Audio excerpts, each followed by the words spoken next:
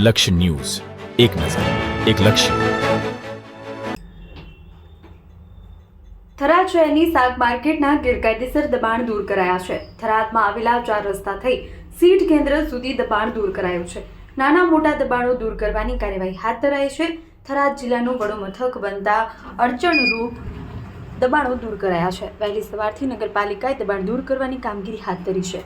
અહેવાલ શ્રવણ સોલંકી, ધરણીધર ઢીમા.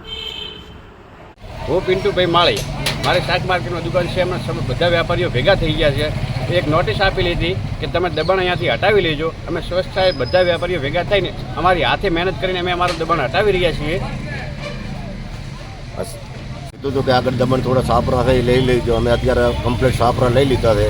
રસ્તો કમ્પ્લીટ અમે કરી નાખ્યો છે.